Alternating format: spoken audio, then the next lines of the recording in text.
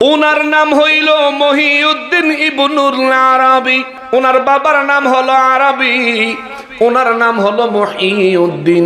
এই ব্যক্তি লেখছেন তাফসীর ইবনুল আরাবী। উনি অনেক বড় বুজুর্গ ছিলেন। তুরস্কের ইতিহাসে ওনার বড় অবদান আছে। অনেক বড় বুজুর্গ ব্যক্তি ছিলেন, অনেক বড় বুজুর্গ ব্যক্তি ছিলেন, আল্লাহর ওলি ছিলেন।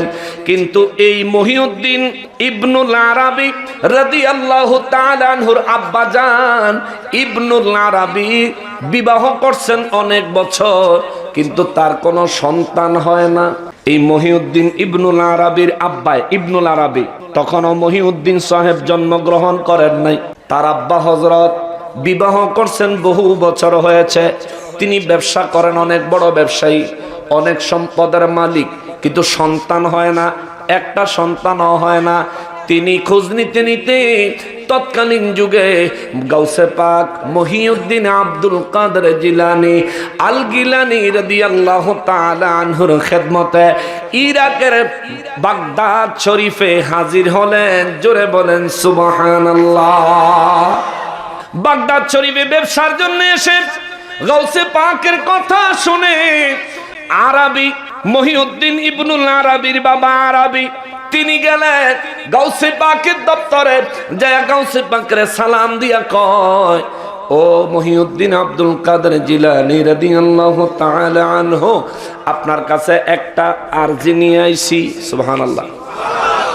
গাউসে পাক আব্দুল কাদের জিলানী পীরানে পীর দস্তগীর গৌসে সামদানি কুতুবে রব্বানী শেখ মহিউদ্দিন আব্দুল কাদের জিলানী আল গিলানী রাদিয়াল্লাহু তাআলা আনহু, জোরে কন্না মারহাবা।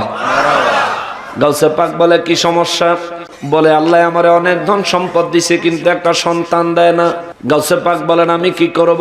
বলে, আপনি যদি দয়া করে একটু আল্লাহর দরবার থেকে খোঁজ নিতেন, আমার জন্য কোন সন্তানের বাজেট আসেনি। সুবহানাল্লাহ। আমাদের দেশের শিরিক বেদাতের ব্যবসায়ী রইলে কই লইল আইরে কত বড় শিরিক করছে, সন্তান দিব আল্লাহ, খবর লইতো গাউসে পাক। এটা প্রসিদ্ধ ঘটনা। আর এটা দলিল খুব মহিউদ্দিন ইবনুল আরাবী নিজে হইল দলিল। সুবহানাল্লাহ। তখন ওনার জন্ম হয় নাই। ওর কাছে মহিউদ্দিন ইবনুল আরাবীর আব্বাই গেছে, মনে আছে নি? ওনার দুঃখটা কি? হুজুর, আমার অনেক সম্পদ, অনেক বড় ব্যবসায়ী আমি, কিন্তু আমার একটা সন্তান নাই। আপনি একটু দেখেন, আমি শুনছি আপনার আব্বাই মানুষের গর্ভে সন্তান দেখতে পারতো, জানতে পারতো তার সন্তান কি পুত্র না কন্যা, সন্তান আছে না নাই। হুজুর, আপনি তো পীরানে পীর দস্তগীর, জোরে কন্যা সুবহানাল্লাহ।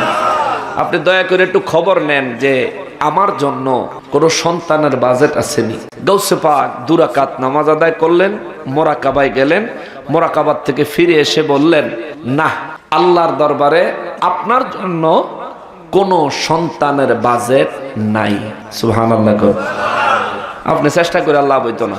মহিউদ্দিন ইবনুল আরাবীর আব্বা আরাবী মহোদয় চোখের পানি ছেড়ে ছেড়ে ঝর ঝর করে কান্না আরম্ভ করে দিলেন, মালিক, ও মালিক, একটা সন্তান দে রে আল্লাহ, একটা সন্তান দে, কামাই খাইবার আশা নাই রে, মরলে মাটি দিব কে, ঠিক কিনা?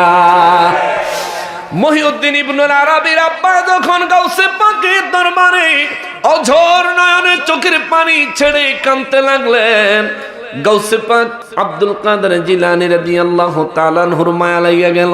গাউসে পাক বলে, আপনি কি চান? কয়, চাই আল্লাহ যদি একটা সন্তান অন্তত দিত। গাউসে পাক বলে, একটা সন্তান পাইলে আপনি খুশি হইবেন? আরাবী মহোদয় বলে, হ্যাঁ, এমন খুশি হব যেই খুশি এই দুনিয়ার সবচেয়ে শ্রেষ্ঠ খুশি। গাউসে পাক বলেন, ঠিক আছে, আপনি এদিকে আসেন, আমার কাছে আসেন। কাছে গেলেন, গাউসে পাক বলেন, আমার পিঠের সাথে আপনার পিঠ লাগায়া বসেন। সুবহানাল্লাহ। পুরুষের মেরুদণ্ডে থাকে শুক্রাণু, পুরুষের মেরুদণ্ডে থাকে শুক্রাণু, যেটা শারীরিক সম্পর্কের মাধ্যমে বাবার মেরুদণ্ড থেকে মায়ের গর্ভে প্রবেশ করে। সুবহানাল্লাহ। গাউসে পাক আব্দুল কাদের জিলানী রাদিয়াল্লাহু তাআলা আনহু বলেন, আসেন, আপনি আমার পিঠের সাথে আপনার পিঠ লাগাইয়া বসেন। আরাবী মহোদয় গাউসে পাকের পিঠ মোবারকের সাথে তার পিঠ লাগাইয়া বসলেন। কিছুক্ষণ চুপ করে রইলেন। কিছুক্ষণ পরে গাউসে পাক বলেন, আপনার জন্য আল্লাহর দরবারে কোনো সন্তানের বাজেট নেই, কিন্তু আমি আব্দুল কাদিরের সন্তানদের বাজেট থেকে একটা সন্তান আমি আপনারে দিয়া দিলাম। এটা একটা ছেলে সন্তান হবে, তার নাম রাখবেন মহিউদ্দিন। ওই যে গাউসে পাকের নাম মহিউদ্দিন আব্দুল কাদের জিলানী রাদিয়াল্লাহু তাআলা, উনি বলেন আমার নামে নাম রাখবেন, এই জন্য তার নাম মহিউদ্দিন ইবনুল আরাবী। জোরে করনা সুবহানাল্লাহ। তিনি অনেক বড় বুজুর্গ হয়েছেন, আল্লাহর ওলি হয়েছেন এবং তাফসীর ইবনুল আরাবী কিতাব লেখছেন। ওনার তাফসীর অন্যরকম এক নিগুড় রহস্যময় তাফসীর। জোরে করনা সুবহানাল্লাহ। তৎকালীন যুগে এই মহিউদ্দিন ইবনুল আরাবী গাউসে পাকের কারামতের সন্তান। মহিউদ্দিন ইবনুল আরাবী আরবির পুত্র হওয়া সত্ত্বেও কিন্তু হাকিকত হইল গাউসে পাকের সন্তান। গাউসে পাক বলেন আমি দিয়া দিলাম। এটারে কয় বেলায়েতের পাওয়ার, এটারে কয় বিলায়াত, বেলায়েতের পাওয়ার। এটা আল্লাহর কুদরত ওলিদেরকে দিয়েছেন, এটা হইছে বেলায়েত। এই বেলায়েতের পাওয়ারের মালিকানা ওলি আল্লাহদেরকে দেয় কে? তাহলে মানুষ যে খাজা বাবার দরবারে, আল্লাহর ওলিদের দরবারে সন্তান পাওয়ার জন্য যায়, এটা কি সঠিক না ভুল? নিঃসন্দেহে সঠিক। এখন আপনি কইবেন এটা শিরিক হইছে। ও অলির দরবারে গিয়া আল্লাহর কাছে সন্তান চাইলে, অলির কাছে সন্তানের জন্য দোয়া চাইলে, অলির উসিলা দিয়া আল্লাহর কাছে চাইলে আপনার কাছে শিরিক হয়।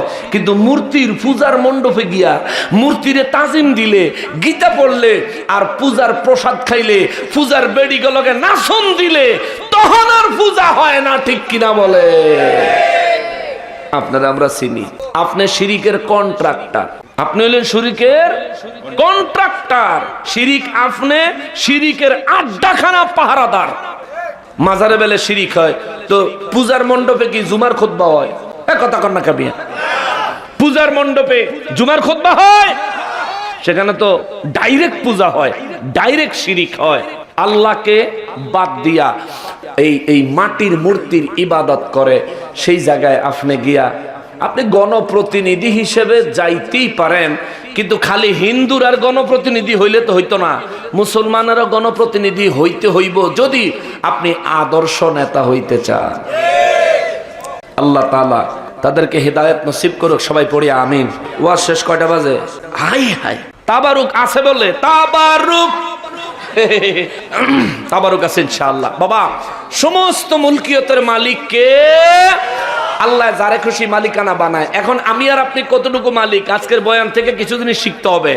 আমি আর আপনি কতটুকুর মালিক? যতটুকু খাইলাম, যতটুকু পড়লাম আর যতটুকু দান করলাম।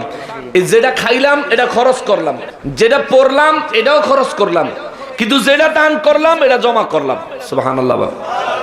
সুতরাং তৌফিক অনুযায়ী, একটু মনোযোগ দিয়ে শুনবেন, তৌফিক অনুযায়ী অধিক পরিমাণে দান করবেন, যত বেশি পারেন দান করবেন।